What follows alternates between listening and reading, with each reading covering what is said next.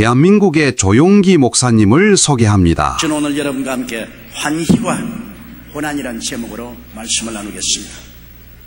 세계 어느 나라나 소도시나 촌락에 가면 연중에 반드시 축제가 있습니다. 그때면 온 시민이나 촌민들이 다 나와 축제에 참여하며 큰 기쁨을 체험하게 됩니다. 그 기쁨이 그 소도시나 촌민들을 화합하게 하고 단결하여 다가오는 어려움과 고통을 극복하게 만들어주는 것입니다.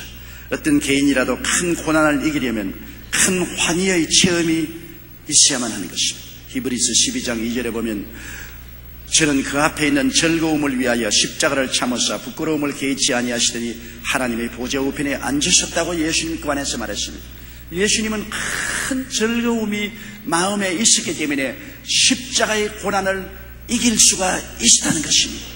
예수님 마음속에 넘치는 즐거움이 없으셨더라면 그 가혹한 십자가를 견딜 수가 없을 것입니다. 예수님의 환희 체험을 우리는 성경에서 찾아볼 수 있습니다. 누가복음 9장 28절로 36절에 보면 예수님께서 유다를 떠나서 갈릴리를 떠나서 유다 지방으로 마지막 여행을 하게 되었습니다. 이제 이 세상을 작별하기 위해서 갈릴리를 떠나 유다로 가는 길목에서 주님이 베드로와 야고보와 요한을 데리시고 높은 산에 올라가서 기도를 하시는데 갑자기 예수님의 얼굴이 태양같이 빛났습니다.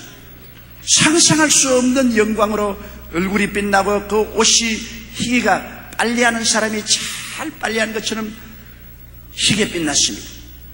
그러고 보니까 모세와 엘리야가 와서 예수님하고 대화를 하시는데 제 아들이 들어보니까 예수님이 예루살렘에 가서 십자가에 못 박아 죽으실 것과 장사지난 후 사흘 만에 부활할 것에 대한 이야기를 하고 있었습니다.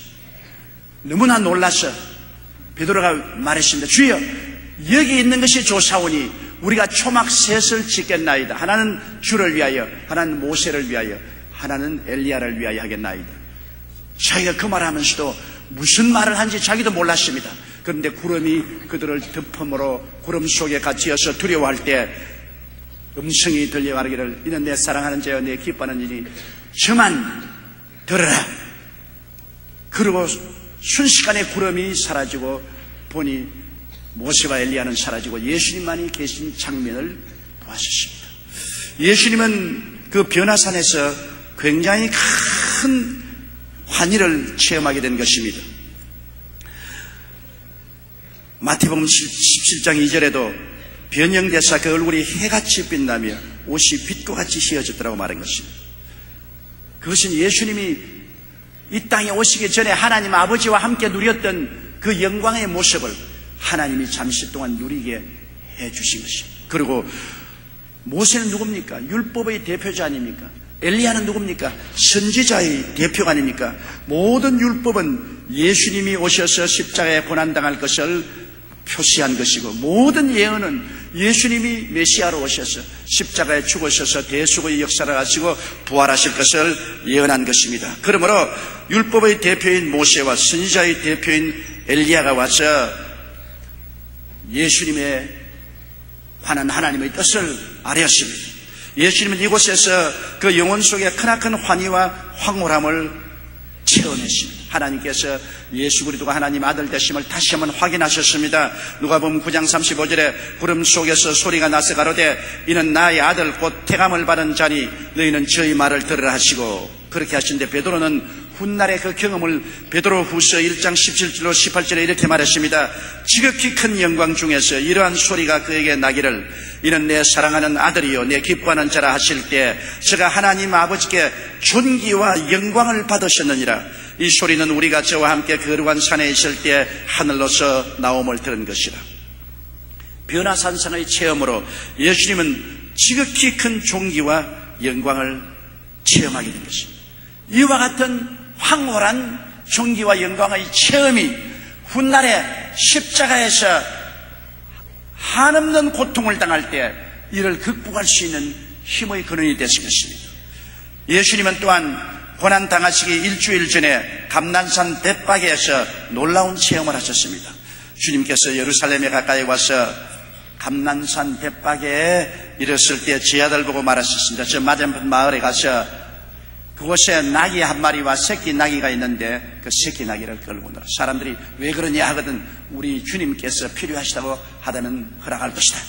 제 아들이 벳박에 가서 건너편 마을에 가니까 나귀와 나귀 새끼가 있는 것을 보고 새끼를 풀어서 예수님께 가져오니 예수님이 그 나귀 새끼 위에 올라탔습니다. 나귀는 조그만한 말인데 그 새끼는 또 더 작지 않습니까? 예수님이 탔으면 다리가 땅에 질질 끌렸을 것입니다. 그런데 예수님이 그 나귀를 타고 예루살렘으로 입성합니다. 제자들은 예수님 앞에 옷을 벗어 깔고 또 나무를 꺾어서 그 나무 가지를 예수님의 가는 길에 펼쳤습니다. 수많은 사람들이 연도에 서서 화음을 치고 환영을 했습니다. 여러분, 예수님이 예루살렘에 입성하신 때는 6월절이 얼마 남지 않은 시기였기 때문에 율법에 의하면 예루살렘 주변 30km 지경에 있는 모든 사람들은 예루살렘으로 다 와야만 되는 것입니다. 그때 역사가들이 조사한 바에 의하면 당시 약 300만 정도의 인파가 예루살렘에 모였다고 하니 부산시만한 인구들이 예루살렘에 모여서 인산인해가 이루어졌습니다. 그런데 감난산 벳박에서 예루살렘까지의 거리는 약 3.4km, 10리쯤 되는 것입니다. 예수님이 10리쯤 되는 길을 걸어가는데 앞에서 환호를 하고 뒤에서 수많은 군중이 따르고 그리고 옷을 벗어서 던지고 나무가지를 꺾어서 길에 펴고 장엄했습니다. 온 예루살렘이 떨썩하고 그곳에 모인 302만 명이 모두 다 이 웬일인가? 이 누가 오는 것인가? 그들이 모두 다 놀랐습니다.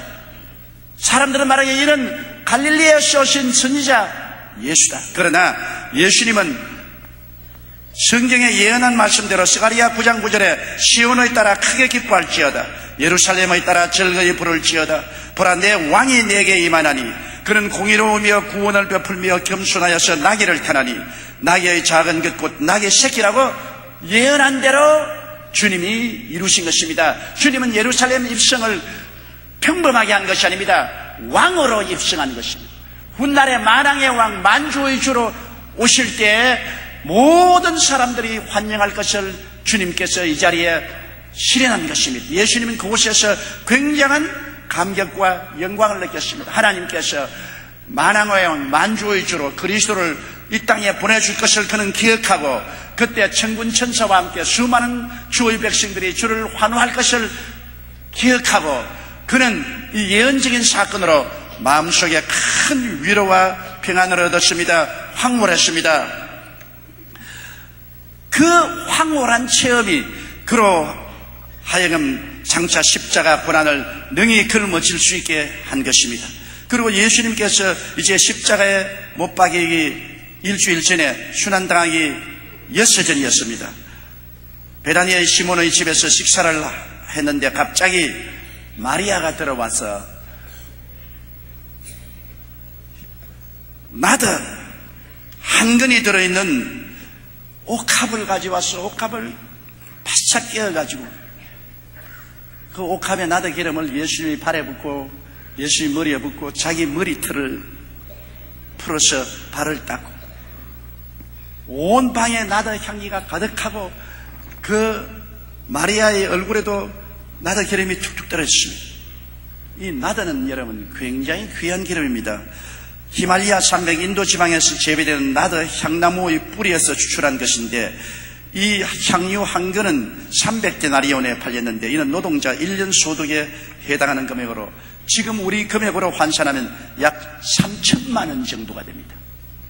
거기에다가 향유를 담았던 옥합은 이집트의 알라브스트론 지방의 산에서 난 돌로 만든 것으로 매우 귀하고 값진 것입니다. 다 합치면은 3천만 원에서 약 5천만 원 가까이 되는 값이 나가는 귀한 옥합을 그냥 깨뜨려서 예수님 발에 붓고 머리에 붓고 자기 머리를 풀어서 발을 닦고 그리스도를 경배하니까 가룟 유다를 중심으로 해서 제자들이 흥분하고 노했습니다. 이 무슨 낭비인고, 이 귀한 것을 팔아서 가난한 사람에게 주었으면 좋을 뻔했다. 그럴 때 예수님께서는 그 제자들을 꾸짖었습니다. 예수께서 가라사대 가만두어라. 너희가 어찌하여 저를 괴롭게 하느냐. 제가 내게 좋은 일을 하였느니라. 가난한 자들은 항상 너희와 함께 있으니 아무 때라도 원하는 대로 도울 수 있거니와 나는 너희와 항상 함께 있지 아니하리라. 내가 진실로 너희에게 이르노니 온 천하에 어디든지 복음이 전파되는 곳에는 이 여자의 행한 일로 말하여 저를 기념하게 하시라. 예수님은 십자가를 걸머지기 전에 최후의 굉장한 사랑과 위로와 격려를 받게 된 것입니다. 왜냐하면 이 마리아의 사랑이 그리스도로 하여금 인류를 구원하기 위해서 십자가를 걸머질 수 있는 용기와 힘을 얻게 만들어준 것입니다. 이와 같은 예수님은 영광과 황홀의 체험을 하셨기 때문에 그 마음속에 얻은 충만한 기쁨이 십자가를 걸머질 수 있었습니다. 그런 황홀과 기쁨의 체험이 없이는 고난을 감당할 수가 없습니다. 하나님은 그것을 미리 아셨기 때문에 그리스도를 변화산상의 영광과 존귀를 체험하게 하시고 예루살렘 입성 때 그 놀라운 군중의 환희와 영광을 체험하게 하시고 마지막으로 인류를 대표해서 마리아가 예수님 베푼 그 흠모와 사랑을 체험하고 깊은 감동을 주님께서 느끼게 해줄 것입니다. 여러분, 예수님의 제자들도 똑같았습니다. 그들이 체험한 환희의 체험 때문에 목숨을 바쳐서 그리스도의 복음을 전할 수가 있은 것입니다. 예수님은 고난당하신 이후에 제자들은 완전히 낙심한 오합지졸이었습니다. 다 도망치고 말았어요. 예수님이 해발하신 이후에 40일 동안 동해 번쩍 서해 번쩍하고 나타나시면서 흩어진 제자들을 예루살렘으로 불러 모았던 것입니다. 그리고 오순절 날에 그들이 한 곳에 모여 기도할 때 강하고 바람 같은 소리가 나고 불의 혀같이 갈라지는 것이 각 사람 머리에 임하였더니 그들이 다 성령으로 충만함을 받고 성령이 말하게 하심을 따라 다른 방언으로 말하는 굉장한 황홀한 체험을 했습니다. 그때 체험이 얼마나 강했던지 그 모든 제자들이 다 술 취한 것 같았어요. 안 믿는 사람들이 와서 보고 저들이 새술이 취했다고 말한 것입니다. 이럴 정도로 성령으로 충만하고 하나님의 영광을 체험하여 취한 사람처럼 되었습니다. 이 체험이 있고 난 다음에 제자들은 두려움에서 벗어나고 죽음도 두려워하지 않았습니다. 성경에 보면은 저희가 다 성령의 충만함을 받고 성령이 말하게 하심을 따라 다른 방언으로 말했다고 말하고 있으며 사도행전 1장 8절대로 성령이 너희에게 임하시면 너희가 권능을 받고 예루살렘과 온 유대와 사마리아와 땅끝까지 이르러 나의 증인이 되리라고 주님께서 말씀하신 그 체험을 하게 된 것입니다. 이러한 체험을 했기 때문에 그 후에 다가온 큰 핍박과 환난과 죽음을 능히 감당할 수 있었습니다. 로마서 8장 35절과 37절에 누가 우리를 그리스도의 사랑에서 끊으리요 환난이나 공고나 핍박이나 기근이나 적신이나 위험이나 칼이랴 기록된 바 우리가 종일 주를 위하여 죽임을 당게 되며 도살할 양같이 여김을 받았나이다 함과 같으니라. 그러나 이 모든 일에 우리를 사랑하는 이로 말미암아 우리가 넉넉히 이기나니라. 그리스도의 사랑을 체험했기 때문에 이것을 이길 수가 있는 것입니다. 그리스도의 사랑을 뼛속까지 성령 충만으로 체험하지 않았었으면 제자들은 이 환난과 고난을 이길 수가 없을 것입니다. 예수님의 12제자는 하나같이 그리스도를 위해서 복음을 위해서 순교를 당한 것입니다. 베드로는 로마에 가서 전도하다가 십자가에 거꾸로 못 박여 순교당하고 안드레는 그리스에 가서 전도하다가 X자형의 십자가에 못 박여 순교당하고 야고보는 예루살렘에서 헤로데에게 칼로 목베임을 당해 순교당하고 요한은 기름 가마에 던져 넣어도 죽지 않자 밤모습에 유배되었다가 풀려나 에베소에서 말년까지 복음을 전한 살아있는 순교자로 전해집니다. 빌립은 부르기아에서 전도하다가 기둥에 매달려 순교하고 바돌로메는 아르메니아와 인도에 가서 전도하다가 십자가에 거꾸로 못 박혀 순교하고 도마는 인도에 가서 전도하다가 창에 찔려 순교하고 마태는 이티오피아에 가서 전도하다가 목베임을 당해 순교하고 알페오의 아들 야고보는 성전 꼭대기에서 떨어뜨림을 당해 순교하고 가나안인 시몬은 애굽에서 유대에 돌아와 전도하다 활에 맞아 순교하고 야고보의 동생 유다는 페르시아에 가서 전도하다 활에 맞아 순교하고 가룟 유다 대신 12제자 반열에 오른 마띠아는 이티오피아에 가서 전도하다가 돌에 맞아 순교했다고 교회사가 유세비우스는 기록하고 있는 것입니다. 여러분, 그러므로 예수님의 제자는 사도 요한 이외에는 모두 다 순교당했습니다. 그런 겁쟁이들이 목숨을 바쳐 그리스도의 복음을 피로써 도장찍을 수 있은 것은 그리스도의 사랑을 체험했기 때문인 것입니다. 그리스도의 사랑이 성령 충만으로 임하여 황홀한 체험을 했기 때문에 그들은 어떠한 고통도 두려워하지 않았던 것입니다. 오늘 성도들이 세상을 이길 힘이 어디서 생깁니까? 종교를 가졌다고 성도들이 세상을 이기는 것은 아닙니다. 성경 교육을 잘 받았다고 해서 세상을 이기지 못합니다. 반드시 은혜의 체험이 있어야 세상 고난을 이길 수가 있는 것입니다. 은혜의 체험이 우리 마음을 점령하면 그 은혜의 체험의 황홀한 것이 우리를 어떠한 환난이나 고난도 극복하고 이길 수 있는 용기와 힘을 주는 것입니다. 우리는 영적 삶에서 환희의 체험이 있어야 되는 것입니다. 영적 삶에서 환희의 체험은 성령 충만한 체험인 것입니다. 에베소 5장 18절에 술 취하지 말라 이는 방탕한 것이니 오직 성령의 충만을 받아낸 것입니다. 성령의 충만은 세상 사람들이 술 취한 것 같은 그런 하나님의 은혜로 취하게 만들어낸 것입니다. 로마서 5장 5절에 소망이 부끄럽게 아니하면 우리에게 주신 성령으로 말미암아 하나님의 사랑이 우리 마음에 부은바되며 성령으로 말미암아 사랑의 마음에 부은바되면 그 황홀한 체험을 통해서 그 이후에는 어떤 환난이나 공고나 적신이나 위협이나 기근이나 칼이나 죽음까지라도 이길 수가 있는 것입니다. 인도의 대전주자 선다싱은 1889년 대지주의 아들로 태어났습니다. 그 어머니는 독실한 힌두교로 선다싱이 14살 때 세상을 떠났으며 죽으면서도 선다싱이 훌륭한 종교가가 되기를 간절히 원했습니다. 선다싱은 천재적인 소년으로 15살 때 철학과 종교 서적을 읽고 자기의 인생 문제를 심각하게 생각하고 고민했습니다. 당시 그는 기독교 학교에 다녔는데 힌두교에도 기독교에도 해결책이 없는 것 같았습니다. 열심히 성경을 읽고 기독교 교리를 배웠습니다만 인생 문제의 해결이 그게 없다고 생각했습니다.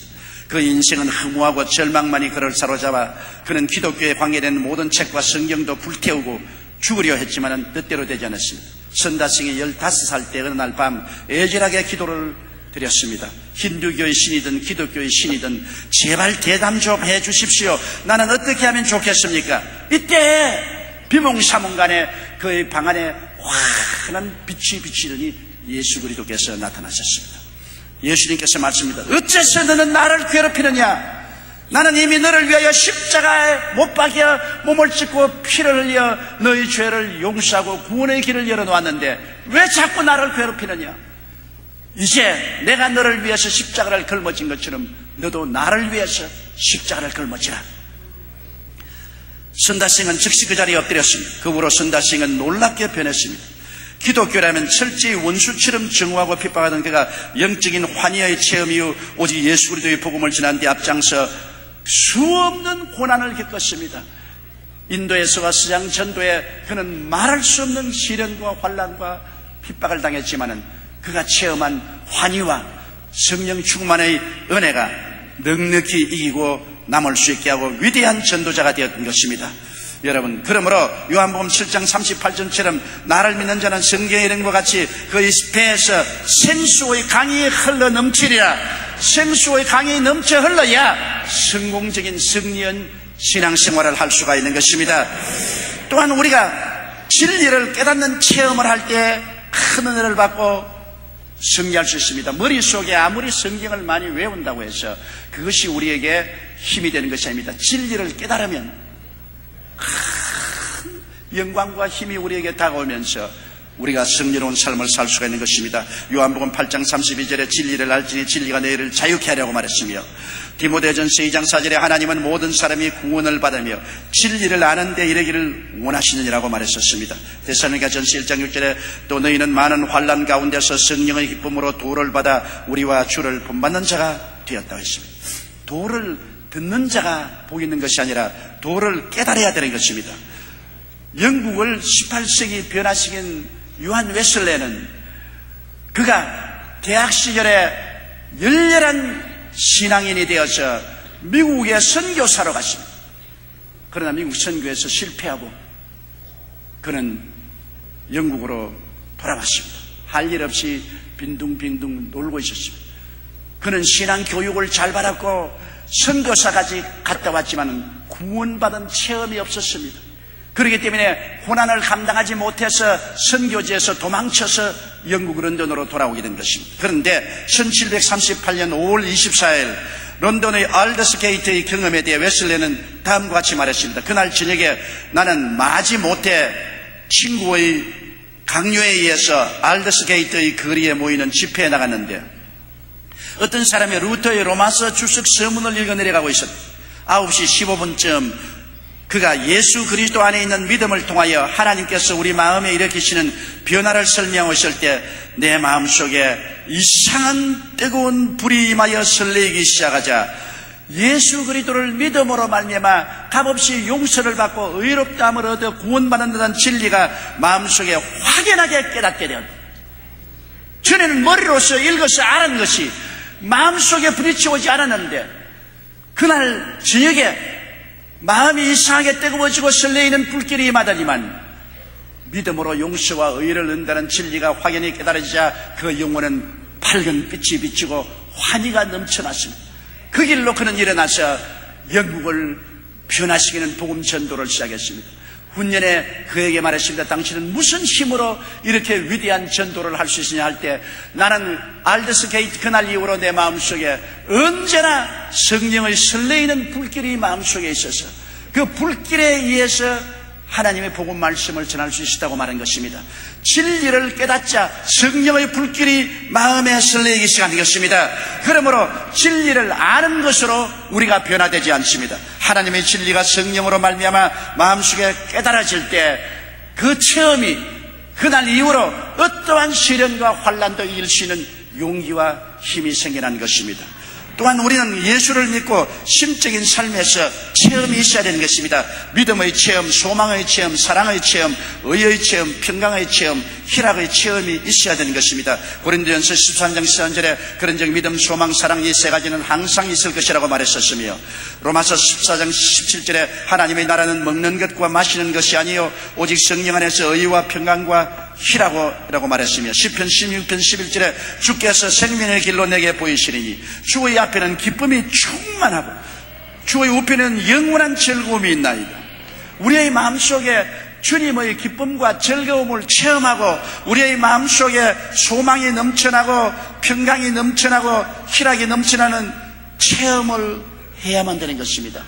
여러분, 이러한 체험은 모든 사람들이 다 가져야만 합니다.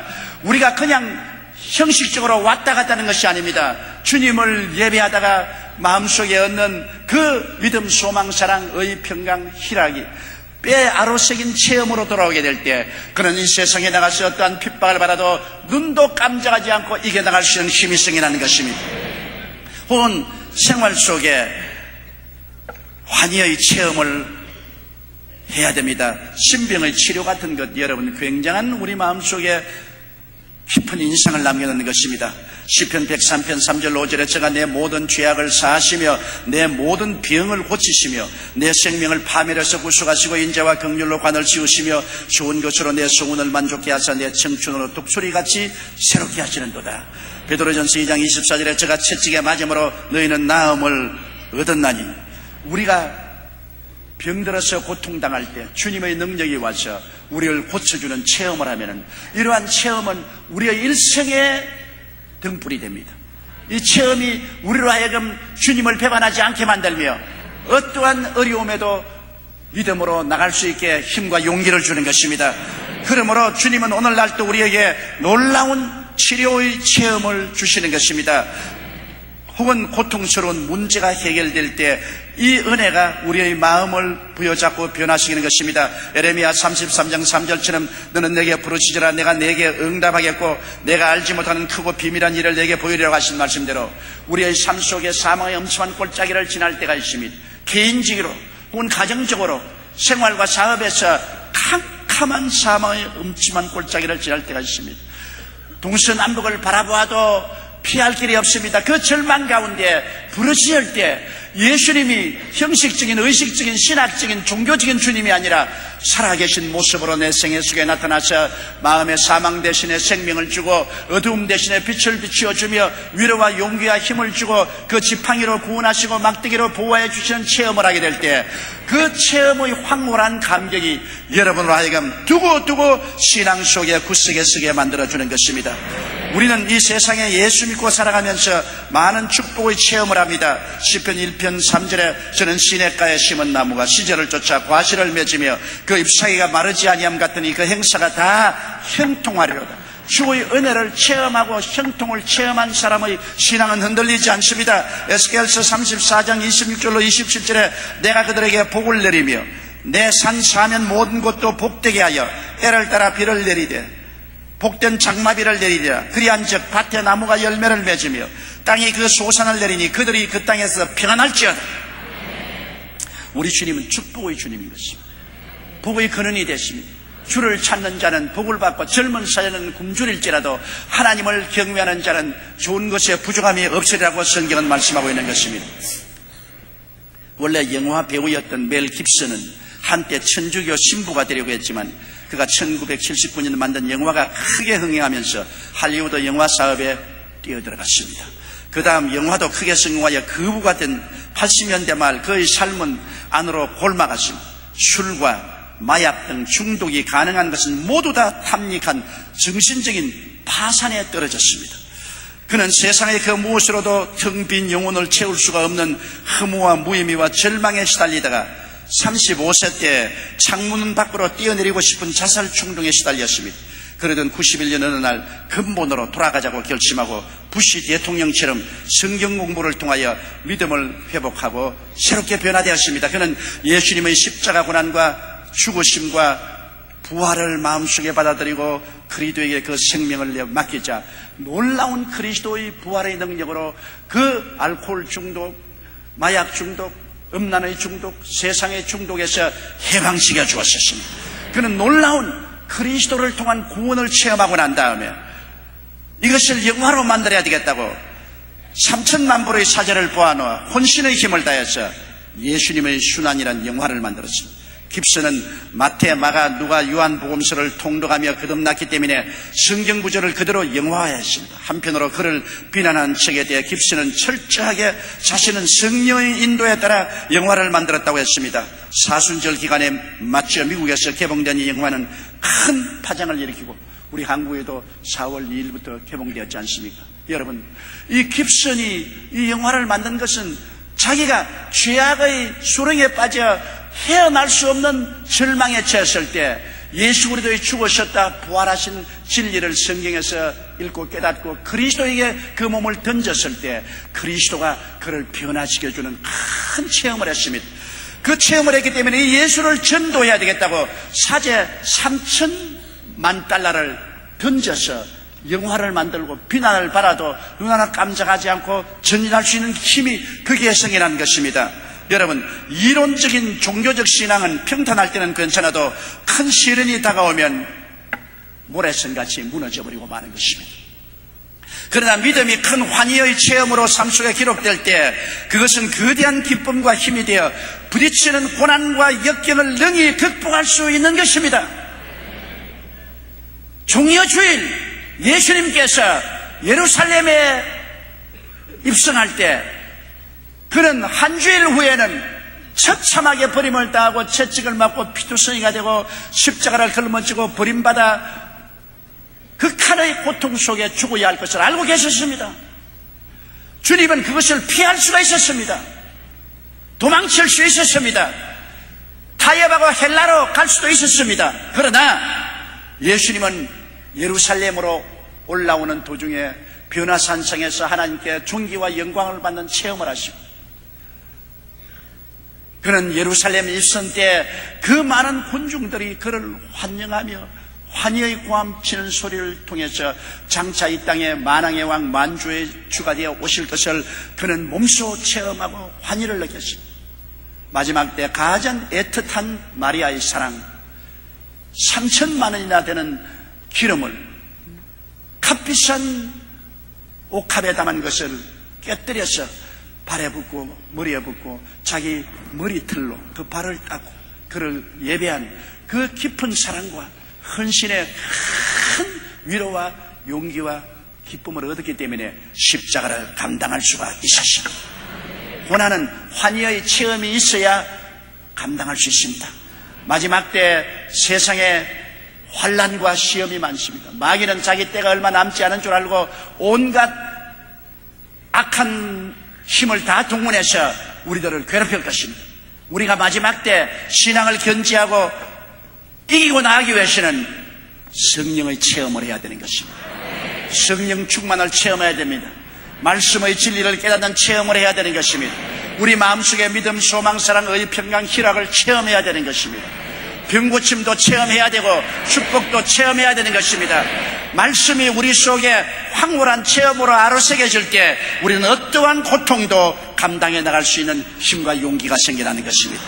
다 같이 고개숙여 기도드리겠습니다. 전능하시고 거룩하신 아버지 하나님, 오늘 우리가 주님 앞에 고개를 숙이고 주님께서 깨어주신 그 살을 먹고 흘리신 피를 마시는 것은 살아계신 그리스도를 체험하기 위한 것입니다. 종교도 의식도 아니옵니다. 주님의 깨어진 몸을 먹고 흘리신 피를 마시고 성령으로 말미암아 우리 영혼의 천지개벽의 놀라운 변화의 체험을 하게 도와주시옵소서. 그래서 그리스도가 내 안에, 내가 그리스도 안에 있는 것을 확실히 체험하고 환난이나 공고나 핍박이나 위험이나 기근이나 죽음이나 칼이 와도 두려워하지 않은 우리들이 되게 도와주옵소서. 예수님 이름으로 기도드리옵나이다. 아멘. 할렐루야. 아멘. 목사님 감사합니다. 구독과 좋아요는 제작하는 데 힘이 됩니다. 감사합니다.